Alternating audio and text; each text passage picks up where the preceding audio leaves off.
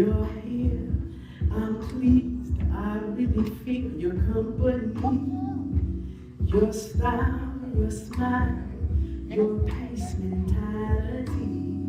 Lord, have mercy on me. I was blind, now I can see what a king's supposed to be.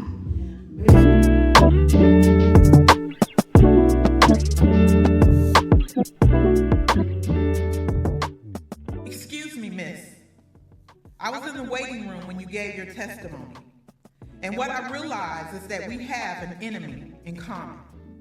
While you were being called to the office again, I was being put out the only home I've ever known. While you were shaking with anxiety and fear over something no one ever wants to hear, I was shaking in dread. Because we all know what happens to little girls that have no home and no one to claim them. I think our souls passed each other by. See, my soul left me a long time ago in a dingy motel room, ripped away by brutal force. It fled, unable to find its way back home.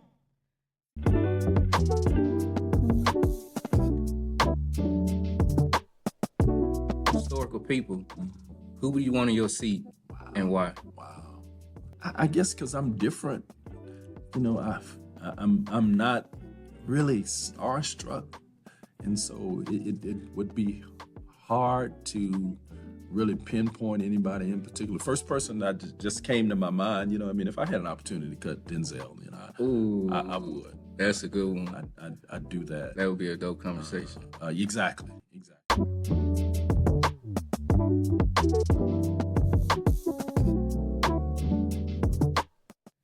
How important is diversity in your work, considering you grew up in a bilingual, bicultural home?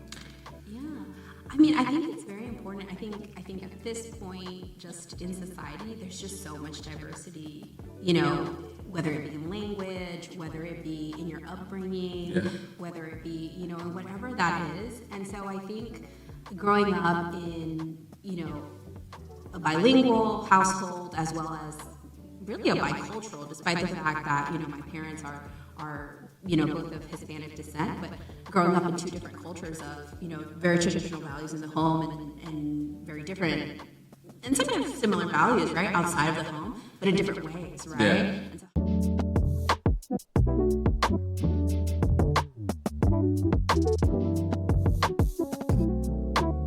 He tests those whom he loves. I pray he continues to love me till my death. I pray he continues testing me and testing me and testing me until I have no questions left. Until I can ingest knowledge and choke on lies and spit out truth with every breath. But you see, until love for what he loves and hate for what he hates is the only thing that's left within my chest. I know that I will constantly fight to love what's right because I was created with a heart that sits slightly to the left. But I'm okay with that. Because I always knew and always know that he knows exactly what is best.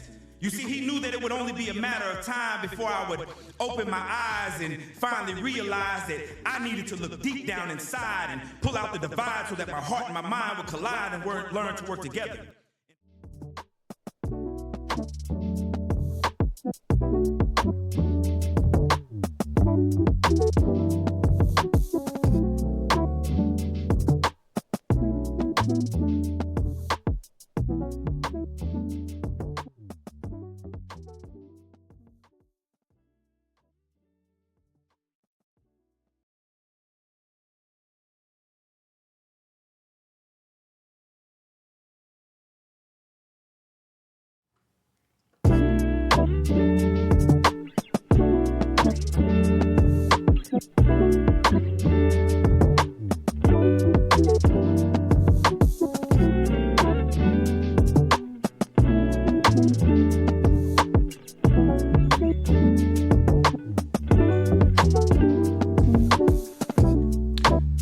What's good for us here in the Everman family online community? We are back like we never left. This is Ordinary Conversations with Extraordinary People. I am your host, Willie Beeman.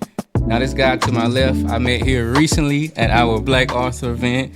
We had an amazing time. Without further ado, Got to give him the proper introduction. He is born and raised throughout the DFW Metroplex, but specifically from Forest Hill, Texas. I see it on the shirt. Made in Forest Hill. Yes, sir. College professor at Tarrant County College District and Colorado Technical University. Graduate from Walden University, where he received his EDS degree in higher education. Graduate also from Baylor University, where he received his EDD degree in learning and organizational change. Band member from the group entitled Intense Music. Member of the Omega Psi Phi Fraternity Incorporated, Theta Alpha chapter in Dallas, Texas. Also, this is huge, married for 22 years with being a proud father of 2 sons. Online community, y'all make some noise for my guy, Dr. Mark Pullam. What's going on? I'm good. How you doing today? I'm good, man. I'm good. I guess just take a moment. I know we was chopping it off offset. Just kind of share with our people how you were raised and what Forest Hill means to you, because I've had a lot of people on the show who are actually from Forest Hill as well. So what's your definition? Well, it's interesting that going through life and traveling and meeting people and going different places, home becomes much more important, especially when you're off and you're in places and you don't know any familiar faces. Yeah. You don't know any familiar landmarks. You think about the things that made you and where you're from. And that's how I feel about Forest Hill. People ask me all the time, where are you from? And I don't say Fort Worth. I don't say DFW. I'm from Forest Hill. I mean, literally less than a mile from where we sit right now is where I grew up. Wow. And it's very important for me to have people understand that, because your community not only gave you the environment, but it also instilled in you the people of the community. And the people of Forest Hill, for me, have always been what made me strong. I like that. And I just feel if I'm in Forest Hill and I put my hands in the dirt, I get power from it. I love this place, and I love what it means. Yeah, I got you. You also mentioned offset, having siblings. How was that dynamic growing up with your siblings? It was interesting because I'm the oldest. I have a younger brother and a younger sister, and my brother's 6 grades younger than I am. My family's from South Texas, Corpus Christi. And here in North Texas, we didn't have any other family. I didn't have any brothers my age. I didn't have any cousins. So for me, the experience was kind of, for me, it was lonely.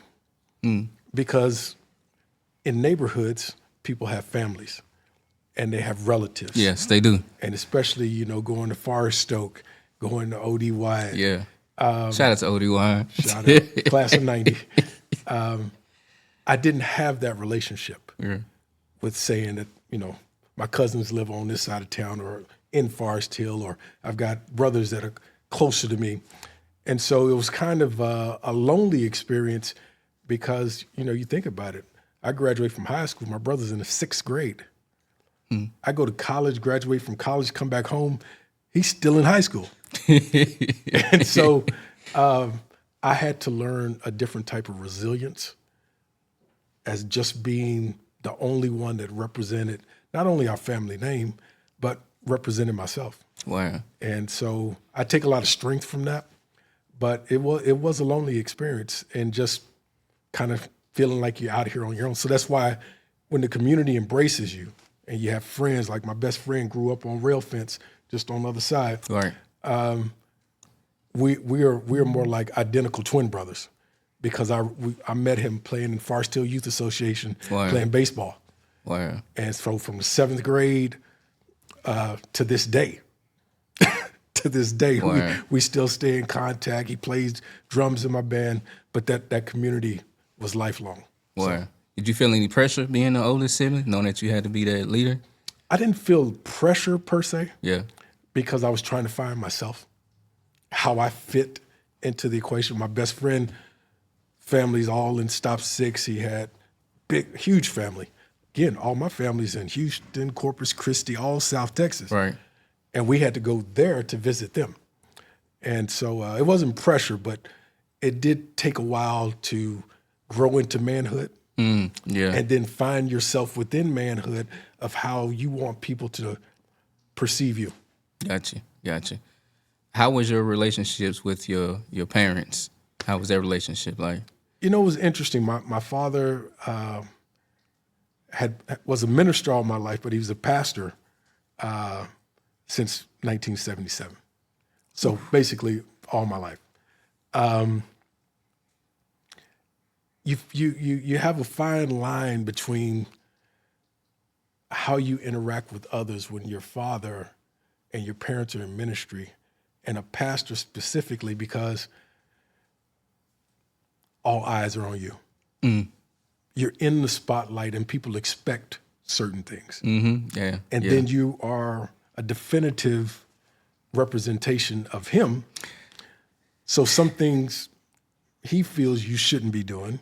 And you struggle with that because, again, when you're in a community, the outside influences are saying do and be this. Yeah. And so I had respect for him, but honestly, and I think other PKs whose parents were pastors would say, I felt that I was a congregant, a member, almost more than I was a son, because he would teach from the pulpit and use us in all these examples, and it's just like, when are you just dad?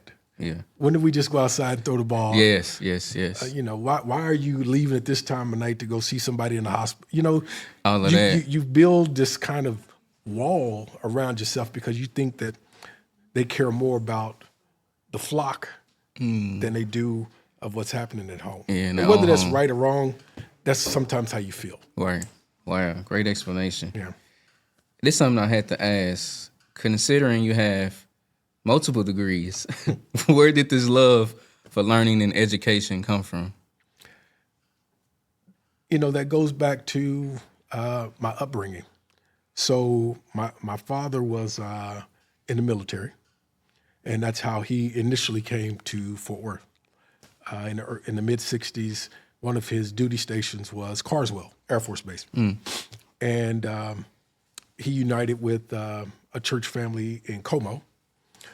And once he got out of the military, he went back to Corpus Christi, got his bachelor's degree. Yeah. And he wanted to come back to North Texas to go to Southwestern Baptist Theological Seminary to get his master's. So we came back I was born in 72, August of 72. He started that program in January of 73 to 75, graduated. But I was always compelled educationally, right? And growing up in the mid to late 70s, and one of the things about being a pastor, minister, is that you're not necessarily compensated for the level of education. So we didn't live as a family with a mother that had a degree, a father that had a master's degree. We lived on the salary of a pastor. Wow. So that put us in neighborhoods that were within our level of income. Yeah. So I said all that to say I was always being shipped to these talent-based programs in school. The special Apollo program or this or that, because he's smart. And so they would bus us to these different places or these different programs. And I always knew that I could compete academically. Wow. But as you get older and you go to a place like Forest Stoke or O.D. Wyatt, and now it shifts from people not necessarily making fun of you for being smart, but that's not where competition is. The competition is athletically. I played all sports, football, to soccer, to tennis, to basketball. Everything. But it didn't challenge me in a way that made me want to do that specifically. And so I always, and I don't say I don't say this to sound full of myself, but I always knew I was the smartest one in the room. But I didn't act that way. Explain. Well, again, it at our schools, if you are the nerd or you are then you get treated a certain way. Yeah. And again, I didn't have any brothers or cousins or older siblings that could protect me in that way. Makes sense. So I had to protect myself through playing sports, in my opinion. Right? You could be in sports, you could be in band, you could be in the nerd group or what have you. And that's why I chose for a show of strength, if you will. But easily went through school and got accepted into the University of North Texas upon graduation. Only school I applied for because, again, my dad had accepted a church in Denton. Yeah, you talked about that. And failed miserably. I mean, when I say miserably, failed, crashed, burned, because I thought I had it figured out from my perspective, that I was smart enough to do what I wanted to do and not follow the path that academics in college says, no, this is how we do it, or else. Wow. So having that experience, then I transferred into playing football and basketball at the school in St. Louis called Lindenwood. I decided that I wasn't going to do any more school. It was a game. They wanted to play games. I have professors that come in the room and say, only 2 people are going to get an A in here. Like, what do you mean only 2 people are going to get an A? How do you know what? Right. So it was, and they would play games, and I just didn't like games. But as I graduated and earned jobs and started to work and started to hit these glass ceilings where they wouldn't let you advance and they'd hold over your head, all you have is a bachelor. But this is MBA preferred. So we're not even going to interview you. You could have all the credentials you want as far as what you did in that job. And so I kept going because I was trying to eliminate that being said about me, that I didn't have the credentials academically to do whatever job you said, when I knew I could do the job. Right. Hands down. Yeah. And so even, doing the doctorate from Baylor, Baylor has a reputation if you're going to stay here, locally in Texas or North Texas. And so that's why I went to Baylor, because, again, I didn't want that barrier of you trying to say, well, you earned it from here. Or you went there to get this. No, I got it from Baylor, right? Wow. And, again, being an African-American male, even once you get that, now that's not good enough. So it's always, and that's why I just kept doing it. It's called a terminal degree. There's nothing after it. So you can't say that. Yeah. You're just going to have to tell the truth. You don't like me because I'm a black man. Wow. It's not that I don't, you need a doctorate. Okay, I got that. You got to have it from a good school. Oh, I got that. Now what? Wow. Speaking of Baylor, explain to us what an EDD and learning and organizational change consists of. What does that consist of? So when you think about terminal degrees, you think about, in law, of course, a Juris Doctorate is the highest level of a law degree. So in academics, when you think about a PhD, that's a doctorate in philosophy. And so, but in education, it's an educational doctorate. So that's what the ED is, education, and then the D is the doctorate. Gotcha. But the doctorate in philosophy sometimes has more of a research element to it, where you want to publish and you want to do things toward the research of that particular subject. So, but as an educational doctorate, we did what was called a problem of practice. So at that time, I was working for Fidelity Investments. I was the director of talent acquisition. Yeah. And my problem of practice was African-American males utilizing the Career Center in undergrad toward internships and full-time jobs. So that was my specific thing that I was the expert in. And but the learning and organizational change also gave me the potential to be a professor. Yeah. In that, from Walden, I had from higher ed and adult learning, and then learning and organizational change. Organizational change is somewhat kind of human resources, but the learning part is just how people learn, how adults learn. Yeah. And then if you have to make a pivot, the organizational change, how do you best have a group of people to make a pivot for change within the organization? So, right now we're in such a mode of technology that every 2-3 years, things totally change. Yeah. And so if you're in an organization, how do you make that pivot? How do you get the people to make the pivot and still be successful? Gotcha. How long have you been a college professor? Started back in 2015, 2016.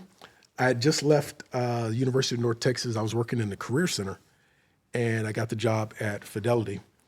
And while I was there in the Career Center, we were developing some courses for the College of Business, and they were career preparation. Right. We had three courses, 1,200, 2,200, 3,200, where we would walk the students through their prep as an undergrad student for what comes after you earn your degree. Right. And so when I left, they hadn't started the classes yet, but once they did, they called me back to allow me to teach the classes that I had helped develop.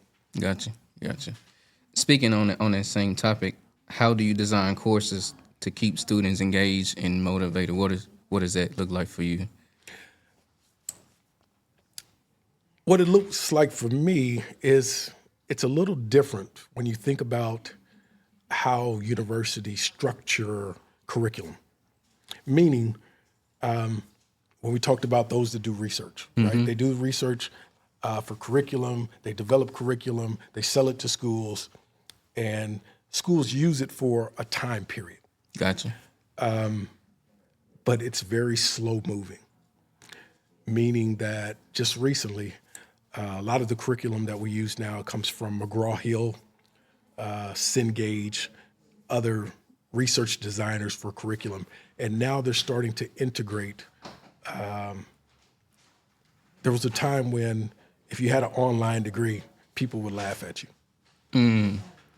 COVID changed all of that. Yeah. And even Ivy League schools knew if they wanted to still be able to have students to pay for education, that they had to make the transition as well. So now online is respected everywhere, but you have two different models. You have what's called synchronous, which means real time. Asynchronous is where I could, as a professor, I could record my lecture, put it into a repository, and say, this is week 3 of the semester. You need to watch the week 3 lecture. So that's asynchronous. And some schools have a combination of both. Both, yeah. So even now for the in-person classes that I teach, we're integrating videos. So we'll talk about a particular subject, and then we'll put a video with it. And it's supposed to be to reach the traditional age students that are so used to using their phones. Yeah, it makes sense. So used to looking at video content, 3, yeah. 5, 7 minutes. And then we'll, on the other side of it, we'll come back and we'll talk, and it'll integrate into what's on the PowerPoint. I like that. So that doesn't move quickly enough, though, because there's been 20 plus new platforms that have come out where we talk about how you can do, you're familiar with Mentimeter and different things where you could be making a presentation and you can say, well, log into your phone, here's the code, and I'm going to poll you for this question or that question. So there's a lot of different things that you can use, but education is not going to move really quickly because they may have spent $10, $15 million for the campus wide to use this particular thing, and they're going to use it for 3-5 years. Yeah. But in 3 to 5 years, I mean, you watch the class on your watch. So that's the only thing that you have to work with is how fast technology's moving as opposed to how fast education wants to utilize that technology. It makes sense. We're going to make a pivot, as you mentioned earlier. Share with us your journey and relationships you built being a part of the Omega Psi Phi fraternity. So in in a social environment where you talk about undergraduates and even graduates, through the civil rights, through all the things that we've experienced in this country, the Divine Nine, which are, the sororities and the fraternities, developed these organizations where we could have like-minded individuals who academically wanted to do things to change the world. And of course, they're community-based. Yeah. We have all of these different mandates where we do things throughout the year that make our presence known, where we help our community, where we help those coming up behind us. And so, it's structured for, in my opinion, those who don't have those opportunities. I choose, even though I'm an active member and I'm a financial member, to use those efforts within my church. And of course, Dad being a pastor, there's enough work in our church than me having to go outside of that to find some other thing to volunteer for. Yeah, that makes sense. I've got things, I'm in the music ministry, work with the youth. That fills up a lot of my time. A lot of hats. And I prefer to do it where people know me and I know them. Not to say that what we do as fraternal organizations or sororities is any less important, but it's a structure that if you don't have that anywhere else, you can use that structure to focus that positive energy to give back to your community as someone who's educated. And so it has its merit in that regard. But just like any other organization, you have a lot of different members. Everyone is not the same. Yeah. And that sometimes can log jam things getting progressive enough to move into a new thought process. It's and that's sometimes what I have an issue with is, technology's moving. Why are we not moving? Yes. It's definitely moving. I'd rather, again, make the impact at my church where I spend all my time than to take myself away from that and put it into some, although I'm a member, financial, all of that. But for me, that's more important at this age. Gotcha. You mentioned community. What community projects are you guys involved in? So one I am particularly proud of at Pilgrim Valley Missionary Baptist Church, which is probably 3-4 miles from here. Right down the road. We have what's called the Doctoral Project. In our congregation, we have 8 people who have doctorate degrees. Wow. 8, which is a huge number for a church our size. And what we've dedicated to do is to take all of our high school age kids once a month. It's typically on the third Sunday. We go to the youth section. We do a presentation to them about college, what to expect, how to get there, what is a FAFSA, what is all those different things. And then the members that are in college, we have 9 currently at various schools from Clark Atlanta, Texas Tech, UT Austin, Texas State. We send them cards. We send them care packages. Yeah, I like that. One of your board members, Dr. Nicole Houston Johnson, she's part of that. Right. She's over sending the cards, the care packages. And then for those that are graduating as seniors this year, we've been taking donations. So if you'd like to give a tax-free donation to Pilgrim Valley for the doctoral project, we're going to scholarship them. And really, it came from when we started to see the writing on the wall for Project 2025, to where they said that possibly the Department of Education was going to go away. Yeah, absolutely. That's when we really got honestly scared. I mean, how many of us could have gone to college if we didn't have Department of Education loans? So we said, we're going to start where we start, but we're going to continue to ask for donations, and hopefully at some point we can scholarship our seniors fully. Yeah. But it was also a way, because of COVID, to get youth back in church, to say, what the youth can say, what are y'all doing for us? Yeah. How are y'all preparing us to go to the next level? So it's kind of a dual thing with the youth program to get youth back in church to say, hey, we're giving scholarship money. You're a member, you come to these things. We're not going to make it any more difficult than that. Right. Exactly. What advice would you give to someone considering joining Omega Psi Phi or any other fraternity? I would certainly say, and I even said this to my younger brother. My younger brother is an Omega. It is a personal relationship. Anything that you join. And I told him, don't join it just because I'm one.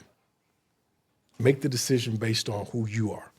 Because one of the worst things to me is that people join the organization and that's the only identity that they have. I like that, yeah.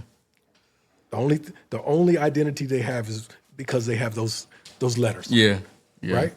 And you're going to be who you were before those letters. Before those letters, yeah.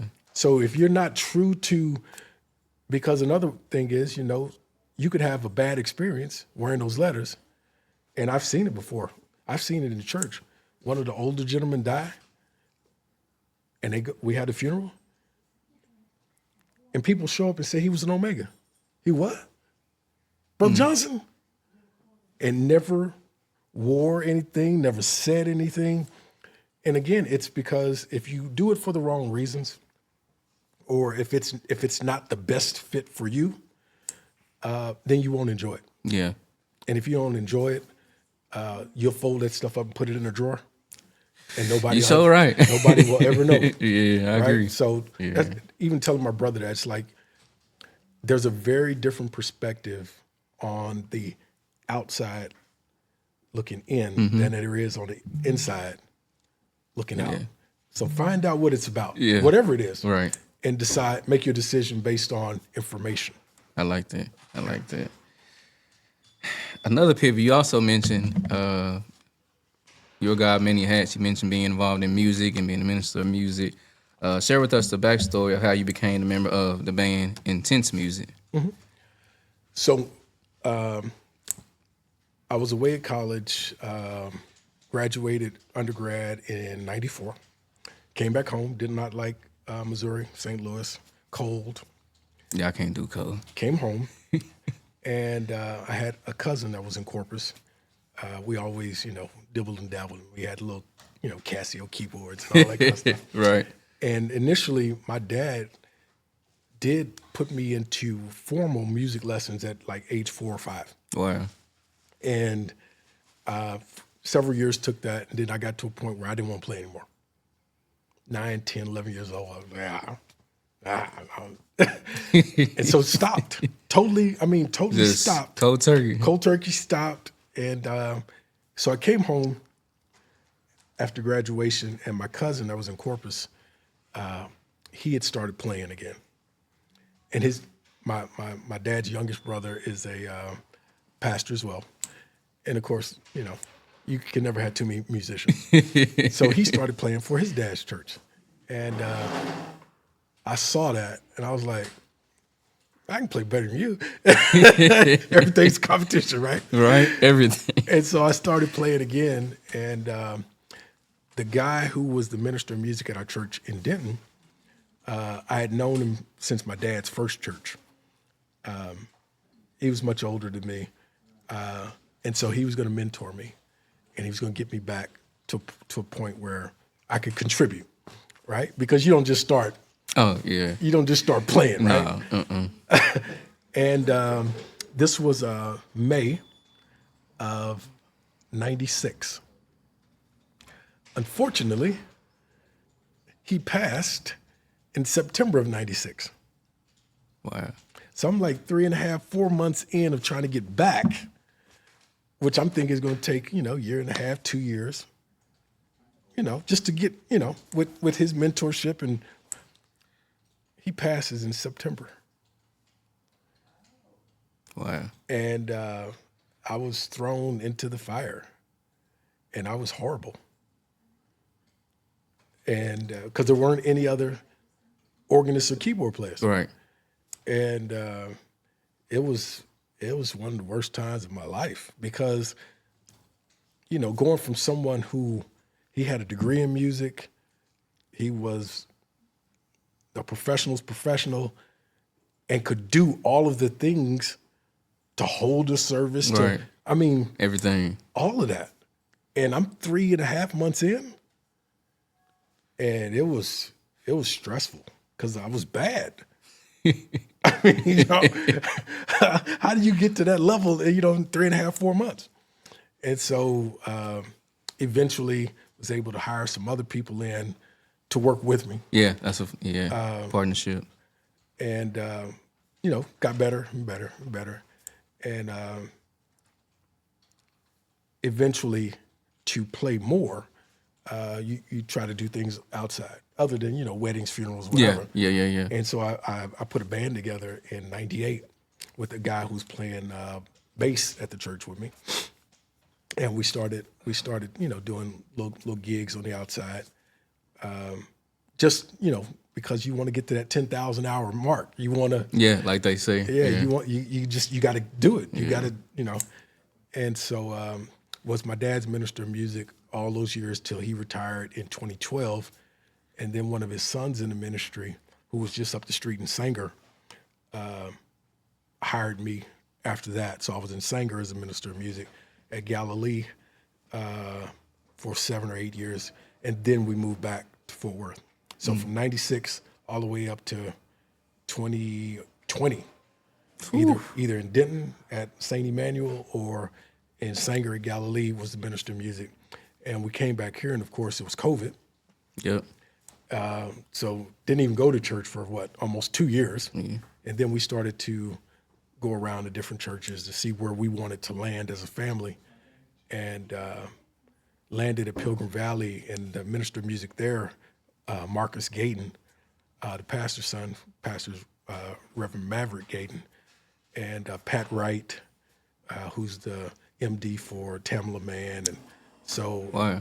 Yeah, we've got some amazing musicians there. So I'm an assistant to the minister of music, which is fine with me at this age. But being what he needs as an assistant, me being in that position for all those years, I know if I had someone to take some things off my plate, what I would want off my plate.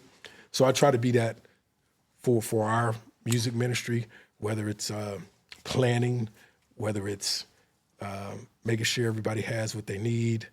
I order if we need other musical accessories. Right. Planning.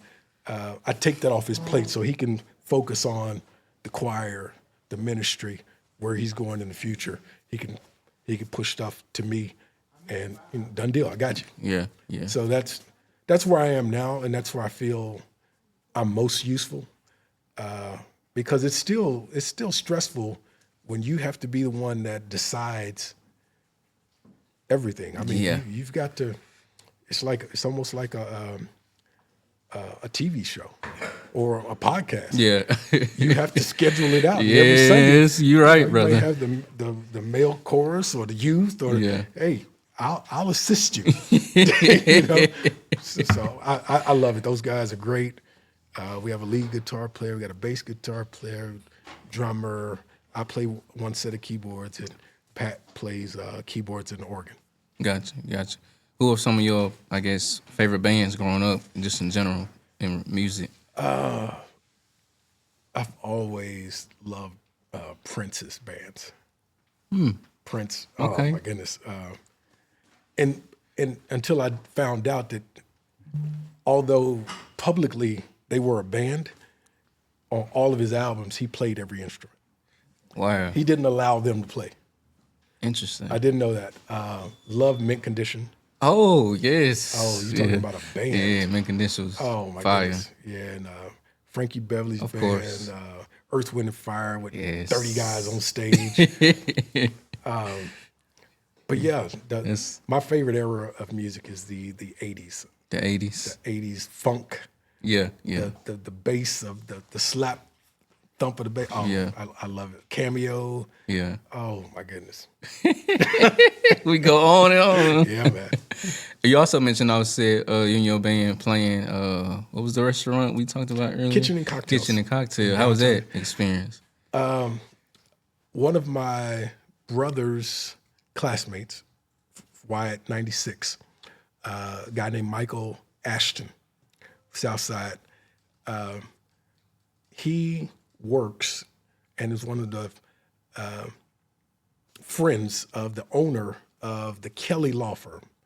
So a guy named Kevin Kelly owns a law firm in Dallas and decided to go into the restaurateur business along with his law firm. Right. He and Mike went to school together at Paul Quinn. Yeah, I'm familiar with Paul Quinn. They decided to have entertainment on Fridays. Mike calls me, say, "Hey man, can your band come play?" I said, "Absolutely." One performance on Friday night, 7 to 9 p.m., turned into 3 years. Whew. Every Friday night for 3 years at Kitchen and Cocktail. Absolutely amazing. Yeah, that's cool. The restaurant, the food, of That's what I was course, going to ask you. I've never been there. People have been telling me about it. the food is amazing. Yeah. The vibe, it's downtown. It's right next to the Majestic Theater.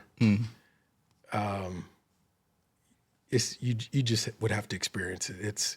And subsequently they've opened in Chicago, Charlotte, Atlanta, and DC. Wow. Yeah. So for us to have been there for 3 years, which is unheard of. Nobody has a residency for 3 years. At the local level. Yeah, and not being a name. Yeah, that's crazy. Yeah. So we had a lot of fun. Wow. Going back to the band, how would you describe your band's unique sound and what sets you apart from other groups in the genre? Having played as many sports and been on as many teams, I understand the team dynamic Yeah. and what makes you a winner as a team. Yeah. Musicians are so talented that sometimes they clash because they don't feel that their talent is being displayed in a way that highlights them. So ever since I started a band, I always wanted to make it an atmosphere where everyone felt that they had input, everyone felt that they got to shine. And so I put together guys, and it's changed a lot over the years, but put together guys who like each other. It's just that simple. Yeah. Right? Yeah. It's just that simple. That's important. If you don't like each other, it's going to show up. And if the leader is not strong enough to manage those personalities, yeah. it usually blows up during a performance. And that is the worst. Right? Because You're right. everybody that sees that blow up, Yeah. they have a different perception of you now. I agree. And they don't want you at their event trying to work out what y'all should have worked out as friends somewhere else. And so that's the biggest thing to me is that you're serious about your musicianship. If so, I'm going to make sure you highlight it. I'm not going to be so selfish that I'm scared to highlight you. And we're going to be friendly about it. Yeah. And that's how we get the best out of everyone is when you can respect the guy next to you. And it hadn't always worked. Yeah. Right? Yeah. I've yeah. had to fire my share of musicians, but I'm not scared to do that. You may be great, but again, I'm not going to let us be in a public place and we get to arguing and bickering or you walk off or walk out. I can't have that. Yeah. Not for my reputation of trying to keep getting more business. Yeah. Wow. Yeah. Another pivot, like you mentioned, knowing that you mentioned in your bio you're a proud father of 2. What was your initial reaction when you found that you were going to be a father? I always wanted the opportunity, not knowing what it really meant. Yeah, the engineer. Yeah, he got yeah. I think he. I was 30.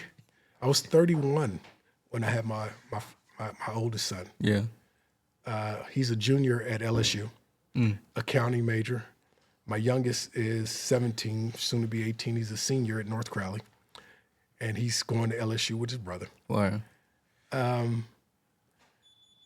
But I had a vision of what I thought a father should be.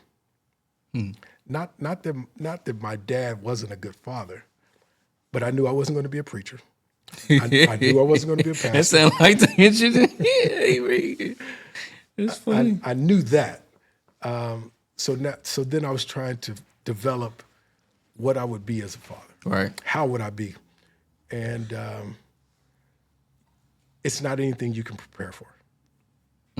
It's not anything that you can say definitively, here's the playbook, and we're going to stick to it. No. I don't know if I want kids now. It's my God. It's an amazing experience, but it's not just you. Yeah. So like, with my wife, with my family, with everybody's relationship to the child is different. Yeah. Right? My family, immediate family, wife and sons, they give me a hard time because I'm way overprotective. Of your boys. Of my family. Of your family. Way overprotective. But people use your family to get at you sometimes. Yeah. And if I can make a comparison. Yeah, go ahead. If you think about gangsters or mobsters, you never know who their family is. Because people know that they can come at you through them. Things that they would never try to do to you. Yeah. Wow. On the cool, they try to do it to your family. And I've seen that, especially living in Denton. Denton, even now, is still, there's a lot of racial overtones and undertones. Wow. And some things that they would try to do to my sons at the school. And again, they give me a hard time because I am fiercely protective of my family. They called us to the school one day. They disciplined my son because they were playing on the blacktop, and a student told them that my son was standing on her shadow. What in the world? I said, you're saying my son touched the kid, right? You said, no, your son was standing on their shadow. That's crazy. That's crazy. And as the kids say today, I crashed out. And when it comes to my kid, when it comes to my family, I crash out. Yeah. Yeah, I'm the big bad wolf. Wow. And I will go to whatever extreme because for me, that's the protection part. That's what I feel a father is the protection. He's the hedge. God is the hedge around me, but I'm the hedge around the family. My family, I like that. And if you do untowards my family, you're going to get the bad guy. Wow. But, and so they respect it to a level because they think I go too far sometimes. But can you go too far for your kids? Because on that other side, if something happens, I could never forgive myself for not going too far. I like that. Being, and then my sons are totally different. Totally different. And it's funny in the house because one is just like my wife, and that youngest one is just like me. In the worst way. He's not. He's that part of me that's so outgoing that he throws caution to the wind, and I'm always trying to bring him back in. Like, hey, he bumped the brakes. Wait a minute. Wait. And the other one, he's reserved. He's laid back. He's calm. He's gonna think through things, and that's the part that you never consider. You never consider that you could have 2 or 3 kids or or girls and boys, and that they're going to be different. You know? Wow. And you have to deal with it and figure out how to not destroy the friendship of the relationship. Because some people hate their parents for one thing that happened when they were 11. And sometimes you can't get it back. It's So true. it's stressful in a good way. Yeah. But you want to, my thing is I always want to make sure that they knew they had the most fierce advocate for whatever they want to do. Wow. I like that. What does family time look like for you guys? What do you guys do to keep that bond strong? It's changed. Yeah. There was a time when everything was around sports. You know, I'm a sports guy too. Everything. I mean, every weekend was, you know, these AAU tournaments or football, whatever. And so it's, you know, that's one of the things about life too that people underestimate is at certain points of your life, things change. So Chandler, my oldest, was just home because LSU has a Mardi Gras break, so their spring break is later. Okay. So he came home, and now, you know, we'll all sit around, joke, laugh, watch the sporting events on TV, go out to eat. And now to hear his conversation and they're becoming men. And so now we got 4 consciousness and 4 ideas about everything. You just sit back and like, okay, I can respect that. Yeah. That's crazy what you just said, but I see that you're thinking for yourself. Yeah. Right? I like that. And you're growing into a man will fiercely now back himself up. I like that. And so you're like, wow, this is much different than what we would have been doing 12 years ago. Yeah. Gotcha. For you, how do you balance being a present and involved father with your career and responsibilities? So I know we get that a lot. You know, fathers aren't present, they're not there. So how do you balance that? I try not to think for them because, you know, the balance sometimes becomes necessity, right? You can say I was ever present, but if I wasn't out hustling, making money, some things that you experience wouldn't be this experience. I like that. Yeah. So I think the balance is what you're able to pour into them for what their needs are. I was there at every game. I was, you know, but I also like to shower my boys with things, especially things that I didn't have. My wife was always, she doesn't understand this. My wife was the only child. She doesn't. Oh yeah, that's a whole different. That's a whole different dynamic that I had no idea about. But you know, I can remember in 1984 when I was at Glencrest Middle School and Air Jordans came out. And it was $64.95. 64, my God. $64.95. My parents lost their mind. And I remember I did not get a pair. First pair of Jordans I got, because I worked all summer, got my own pair. Got your own pair, yeah. Right? So, I mean, there are things from my childhood that I'm still holding on to. I remember my best friend, Jay, had a scooter growing up. Guess what I bought about 15 years ago? A scooter. Right? So that's hilarious. And that's the thing about them. I'm waiting to see once they have kids, what are the things that they will say? Because I get them all kind of stuff, and I was like, "You don't like this? Are you serious? I would have killed to have this as a teenager. I would have." That's funny. You know, so that's the funny thing about life. Is nobody knows what your inner child is holding on to until you go out and make that purchase, and they're like, "Where did that come from?" So, staying on this topic, what role do you think fathers play in a child's emotional and educational development? I think a father cannot be replaced. You hear a lot of times people saying, and I think it's unfair, that this single mom can't raise a son.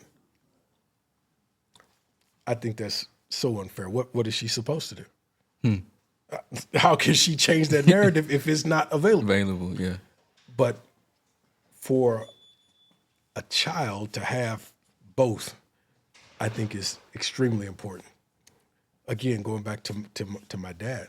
Had my dad not been there, there's nothing my mom could have done with me. Once I got to Wyatt and I had to start being a man, there would have been nothing she could have done with me. Yeah. So his presence alone made you have to think whether or not you wanted to take that chance. Right. Was it worth your physical well-being to either be that guy over there Yeah. and then get back to the house? And sometimes you didn't care. But that was a part of growing up. So I don't think that you can replace it, because some things that I have to teach them, my wife can't do. And some things that they should come to me for, they go to her. And I'm the last one to hear about it. Because again, now they need the fierce advocate. And now, it's dad time. So, you can try to map it out all you want. you can try to be as proactive as you want. And I guarantee that the curveball is coming. That you never saw, that you never thought that you would have to address. But I think dads and fathers relish having to be that problem solver. I like that. This question here is our sis Rita. This is her question, so hopefully you're ready for it. If you could eat dinner with 4 historical people, who would it be and why? 4 historical people eat dinner. That's an interesting question. I always keep that one in the arsenal, man. And I say it's interesting because it would be selfish on my part of why. What is it that I want to take away from them that I feel that they could share? I don't know. At least you're honest. I look at people for the value that they brought, whether they're dead or alive, right? Yeah. And I think former President Obama is an amazing, amazing person. But I don't know if having dinner with him would add anything to his life or add to mine, other than the fact that I could say, man, I had dinner. You know what I mean? Because you could be in such awe of certain people. True. That it's after the fact, and he's like, man, I wish I would have asked him Just this. quit. That's true. That's so true. You know what I mean? So you got a point. I think I would better ask that of myself, of who I would love to build a relationship with. Okay. And again, it'd be selfish. Now, if I could build a relationship with Barack Obama, I could pull out my phone and say, He got him on speed dial. let me shoot him a text real quick. He'll call me back.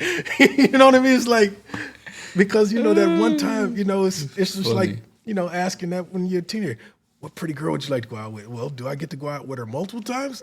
Or is it just a one-time thing? So I think I know that didn't answer it, but I could take that. I have reverence for a lot of individuals in history. Like Muhammad Ali, I'd love to have met or... Yeah. I definitely, But us have dinner just to say... How you doing with? And he's Muslim. Maybe he doesn't eat pork. And I was like, man, the pork chops here are great.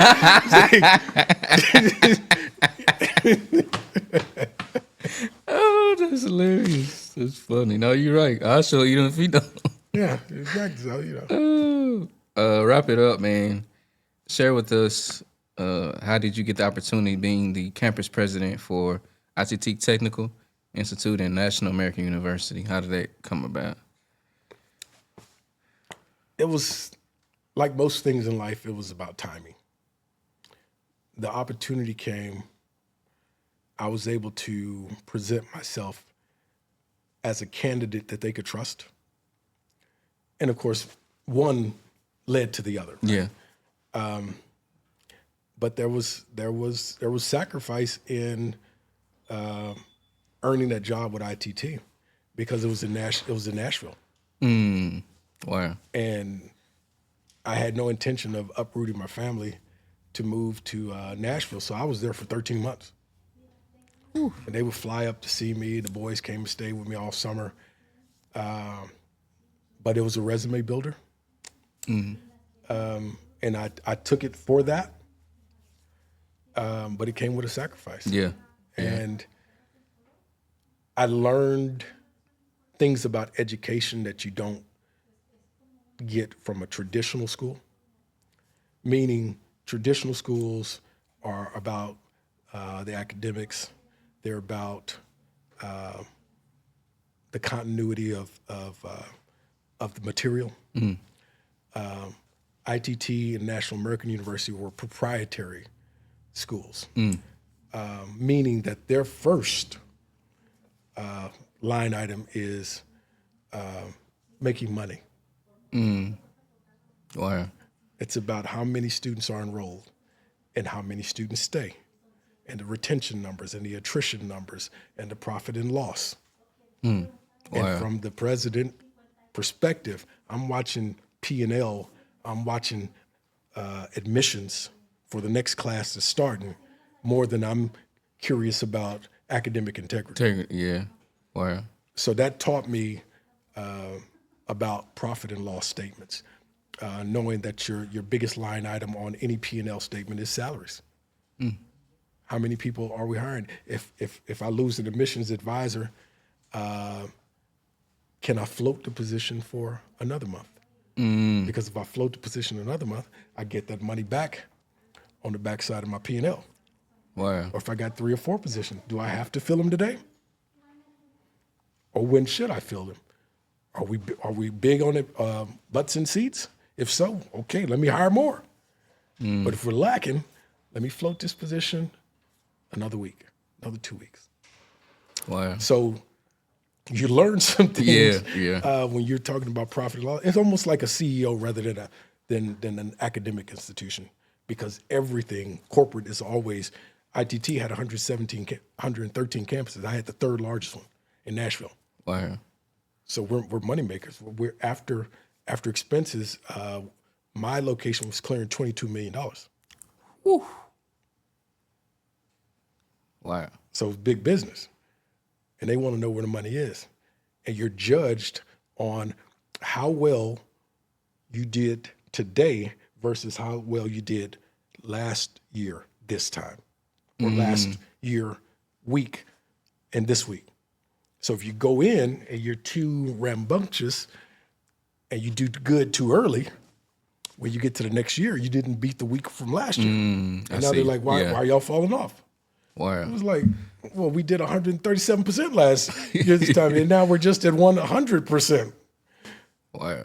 So it's just like, it's like being an NFL coach, meaning it's not a question of if you're going to get fired, it's when. When, yeah. Because again, if you come in and start out too good, because of the person that was before you did bad, then when we get to this time next year, they want you to beat last year. Mm-hmm. Yeah, absolutely. So it was an education of a different sort. Yeah. Gotcha. Yeah. Whew. Well, today was good, man. I appreciate you, man, hopping on, man. Absolutely. I appreciate you. Anytime. How can people follow you on social media and connect with you? On IG, the band's page is Intense Music Band DFW. And then I have a page, Dr. Mark_Pullam. You can catch me on Sundays at Pilgrim Valley Missionary Baptist Church. You can find me zipping around these freeways. If you'd like to donate to the doctoral project, which helps our high school students, you can go to Givelify, Pilgrim Valley Missionary Baptist Church, Fort Worth, and give to the doctoral project. End of the year, we'll send you a statement, and it is tax deductible. So what better thing for you to give back to the youth? But I appreciate it. Yeah, this was fun. I enjoyed you, man. This is Ordinary Conversations with Extraordinary People, your host, Willie Beeman. Tune in next Wednesday at 12 p.m. as I bring on my sis, Erica Richardson, man, library director at Benbrook Library. She's an amazing woman. We're going to have fun staying on this literacy and this education because I believe it's important. We'll see y'all next week. Peace.